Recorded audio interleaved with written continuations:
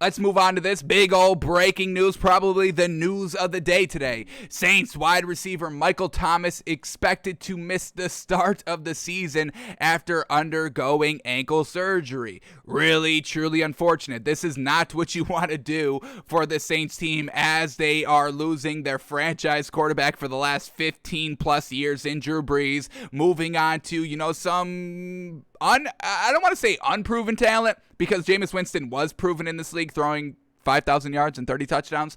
And then we've got Taysom Hill, who, once again, a little unproven because he's never played a full season. So losing an A1 Tier 1 wide receiver in Michael Thomas is not how you kind of get young, new, inexperienced quarterbacks up to speed, up to par on what Drew Brees has been doing the last 15 years, folks. So this is truly going to hinder this Saints team 100%. And they also don't have Emmanuel Sanders. He was there last season, fantastic, but now he's gone as well. So when we're looking at this Saints depth chart, it's really not the greatest. We got Tre'Quan Smith, who's a solid, but he's not a number one receiver out here. He had 448 yards last season, 4 touchdowns. Once again, just solid for a number 2, number 3. He was like the number 3 when they had Emmanuel Sanders. Then we got Deontay Harris. What is he looking like? 5'6"? The man is 5'6". That tells you everything you need to know. He's not a number 1 receiver. Michael Thomas, I want to say he's like 6'3", 6'4". What do we got? 6'3". So you're missing height there. Tre'Quan Smith is 6'2", so that's definitely going to help him out with the size. But their number 2 wide receiver now is Deontay Harris at 5'6", folks. We know speed, and even Tyreek Hill is like 5'8", 5'10", and he's still getting it done. 5'6" is not going to get it done. The man had 100 yards last season. We got Marquez Callaway. What did he do last season? 213 yards. He's 6'2", so hopefully he gets bumped up the roster a little bit. But overall, their wide receiver core for a Jameis Winston or a Taysom Hill-led quarterback is not going to truly get it done. So this Saints team could be real big in trouble here as the season begins here. So let's go into this article and see how much time this man is actually going to be missing. And we'll have to keep this in mind whenever we get to the Saints and kind of, refresh their season. It could be a bumpy road for the Saints coming out of the gate. So let's see what we get here in this article. The new era of the New Orleans Saints hits a massive speed bump as we race toward the 2021 season. NFL Network insider Ian Rappaport reported Friday that star receiver Michael Thomas is expected to miss the start of the season after undergoing surgery to repair the ligaments in his ankle in June, per source informed of the situation. So he didn't just have the surgery today. This took place in June. He's just not going to be fully recovered at the start of training camp. So not great there. Let's see if we can see how many games he's going to miss. Rappaport added that roughly 4-month recovery timetable. 4 months? Oh my God.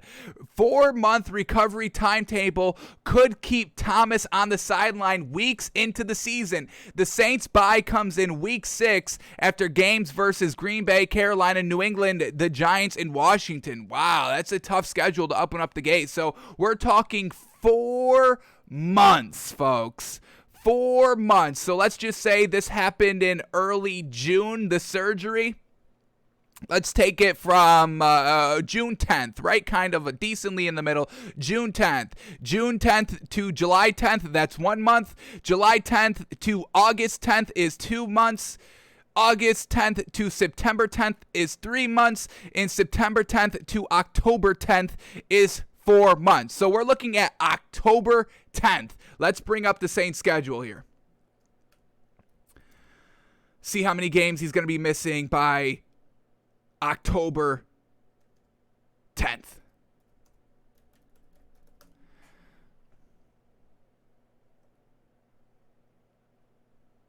Alrighty.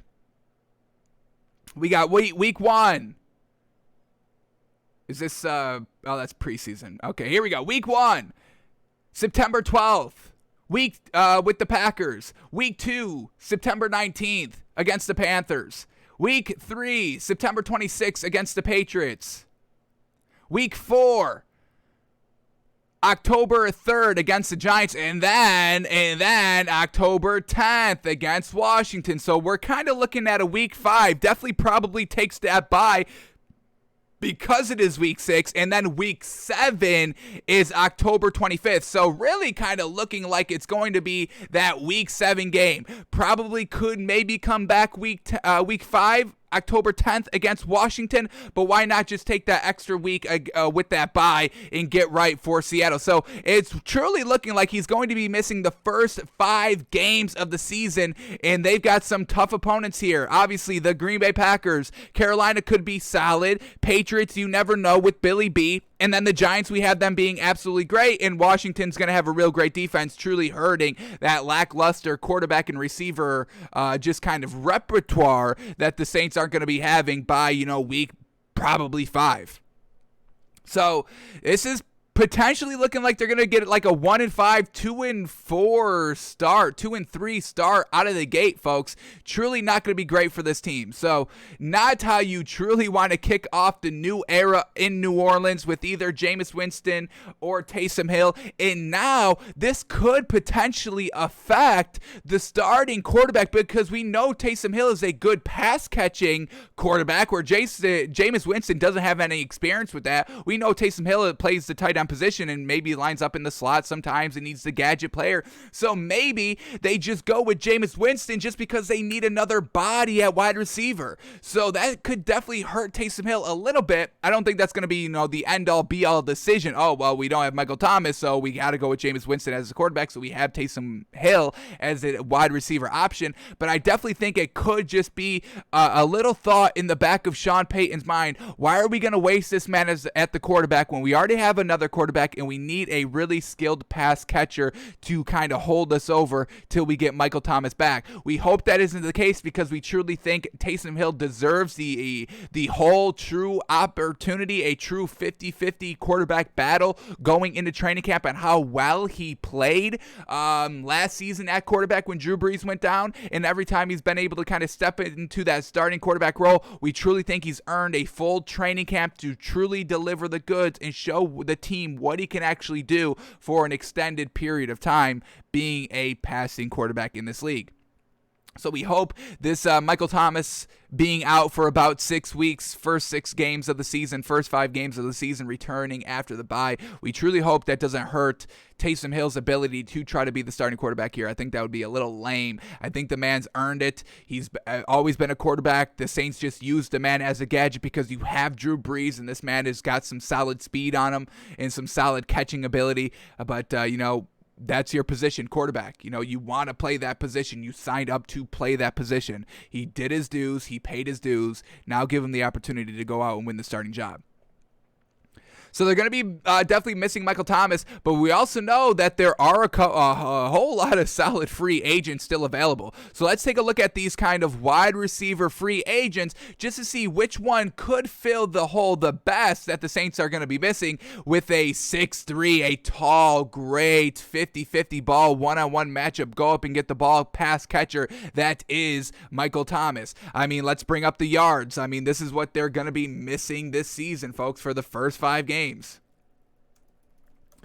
Here we go. His career stats last season. What did he do? Only 438 yards because he only played 5 games. Once again, that's where the injury comes in. But I mean, his max 2019, the man caught 1,700 yards. 1,700 yards. He led the league in receiving yards, folks, at 80% catch percentage. Folks, y'all know we love looking at that catch percentage. We like to see kind of 72 to 75. That's what we kind of call as kind of very, very good. And this man's at 80. It's fantastic, folks. And then in 2018, he had 1,400 yards with 85 catch percentage. Folks, give this man his credit. Give this man his due. So this is going to be a huge wide receiver to try to replace. And really, there's not going to be any free agents that come out and give you 1,700 yards and 80% catch percentage. That's not going to happen. I would kind of bet the show on that that's not going to happen. But let's see what is potentially the closest that we could see maybe covering up the hole, the missing piece a little bit for those first 5 games. So here we go. What do we got wide receiver wise in the free agent market? We got Kenny Stills. Now, he's not 6'3", I don't believe. Let's see. Let's get his stats up. He's definitely a nice speedster. Definitely a good, solid speed to have on your team. He's only 6'1", and he's never caught for 1,000 yards, and he never caught for 80% catch percentage. So once again, you're not going to get that level of production, but he's still a viable option to hold you over. Then we get Golden Tate, and this could be definitely solid right there. That's good. I think Golden Tate's like 6'2". Let's get his official stats up. I want to say he's got a 1,000-yard receiving season. See what we get with Golden. Oh, Golden Tate's only 5'10". Interesting. He's got multiple 1,000-yard receiving seasons. Fantastic. Never an 80% catch percentage season, though. Unfortunate. His highest is 76%, and that was in 2017. But he could be that 1,000-yard wide receiver that you kind of need to make up for. So Golden Tate's a solid option out there. But once again, you are sacrificing height a little bit. Like we said, the Saints do have Traquan Smith, who is 6'2", who can maybe smooth over the height option a little bit. But you probably do want another tall 6'1", 6'2", 6'3" option out there. Just once again, making it a little easy for these wide receivers. All right, Larry Fitzgerald, I don't think that's the route to go. You're really trying to look for a tier 1 wide receiver in this league, and unfortunately, I can't call Larry Fitzgerald a tier 1 wide receiver anymore. It's just he's a little too old. He's not going up and getting the balls. He's still decently fast, but, he is kind of going to be a solid tier 3 on any team that he goes to, and that's not what the Saints are going to be looking for. A tier 1, definitely a solid tier 2 wide receiver, and that's Golden Tate and Kenny Stills. I can't give that to Larry Fitzgerald. So can't see Larry Fitzgerald going there. I think that's the kind of wrong move. Alshon Jeffrey, alrighty. Alshon Jeffrey, I'm almost certain. I'm very certain that this man is like 6'2". So let's double check that and see what his stats like. I think he's had a couple of 1,000-yard receiving season as well, which could definitely help the Saints out. Alshon Jeffrey, 6'3", even better. Now that's what we're talking about. Trading 6'3" for 6'3", fantastic. Multiple 1,000-yard receiving seasons, but they all came early in his career. His first 3 seasons, he's had 2,000-plus yard receiving seasons at 1,400 and 1,100. For the last 1, 2, 3, 4, 5, 6 seasons, it's all kind of 800-ish, which is still solid. And once again, that's kind of, what you're looking for to kind of accomplish. Get as close to that 1,000-yard mark as you can. And of 80-yard catch percentage season, no, he's very, very low, folks. His career catch percentage is 57%.